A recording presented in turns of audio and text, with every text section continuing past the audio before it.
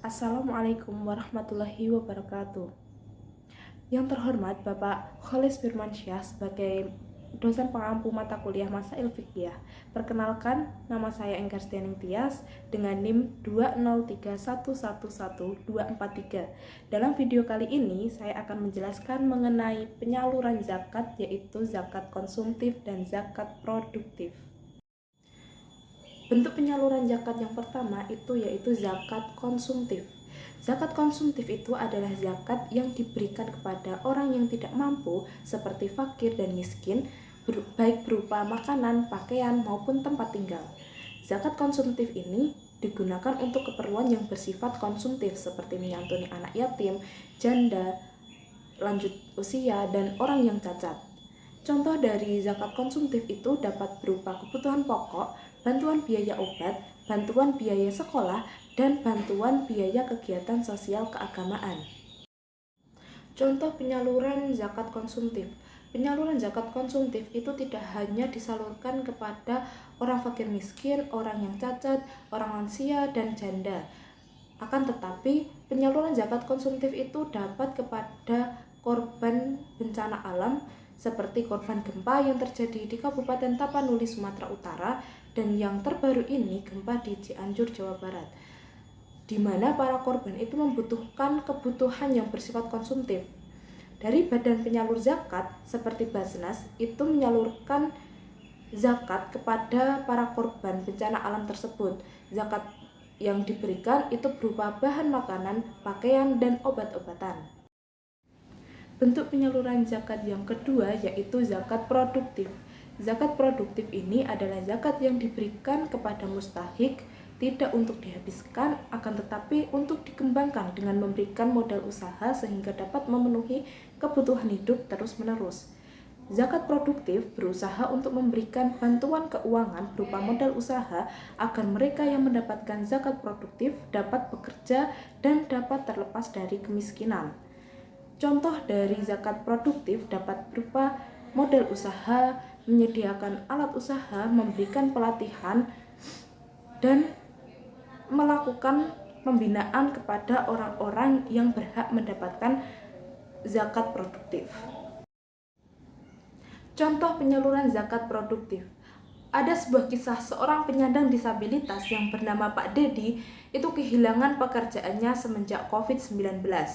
Mengetahui hal tersebut, lembaga zakat Basnas memberikan zakat berupa modal usaha untuk mendirikan usaha laundry untuk Pak Dedi. Pemberian zakat tersebut juga mempertimbangkan keadaan dan kemampuan Pak Dedi. Pak Dedi ini masuk ke dalam kategori penerima zakat dan walaupun belum menguasai untuk mengelola usaha laundry, ada juga istri dari Pak Dedi yang juga seorang penyandang disabilitas tunawicara dan tunarungu itu bekerja sebagai buruh cuci dan menyetrika dari rumah ke rumah. Hal tersebut mendukung untuk mendirikan usaha laundry bagi Pak Dedi. Nah, bantuan yang diberikan dari lembaga Basnas ini berjumlah 3 juta yang dibelikan peralatan usaha laundry. Hikmah diwajibkannya zakat bagi umat Islam yang mampu yaitu yang pertama, untuk membersihkan atau menyucikan jiwa muzaki dari sifat-sifat yang tercela. Yang kedua, untuk membersihkan harta benda dari kemungkinan yang bercampur dengan harta benda yang tidak 100% halal. Yang ketiga, itu untuk mencegah berputarnya harta kekayaan yang berada di tangan orang-orang kaya saja. Hal itu demi untuk mewujudkan pemerataan pendapatan dan kesejahteraan rakyat. Dan yang keempat itu untuk memenuhi kepentingan umum. Dan yang kelima untuk meningkatkan kualitas atau sejahtera dari hidup manusia. Yang selanjutnya itu mengenai orang-orang yang berhak menerima zakat.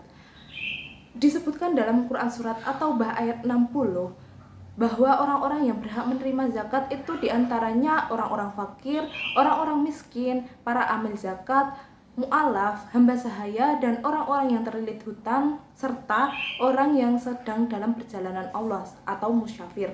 Nah, dari yang sudah disebutkan dalam Quran Surat At-Taubah ini, para ulama itu bersepakat untuk mendahulukan yang berhak menerima zakat itu adalah orang-orang fakir dan miskin. Menurut para ulama, orang yang berhak mendapatkan zakat adalah orang-orang fakir dan orang miskin.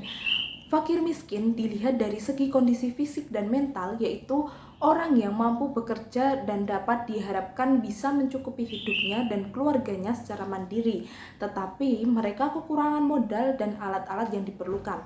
Maka keadaan mereka yang begitu itu wajib diberikan zakat secukupnya. Lalu orang yang tidak mampu bekerja seperti lansia, orang yang cacat fisik atau mentalnya, anak-anak yatim dan janda-janda, mereka itu harus diberikan zakat secara teratur setiap bulannya sampai akhir hayatnya atau sampai mereka mampu untuk hidup mandiri.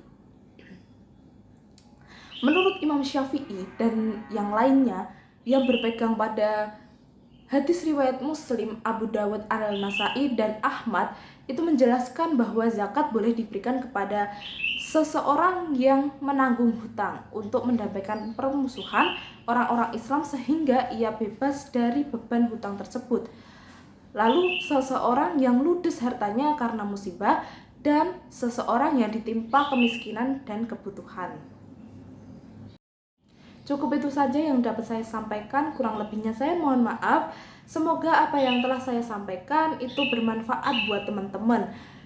Wabillahi taufiq wal hidayah, wa ridha wa inayah. Wassalamualaikum warahmatullahi wabarakatuh.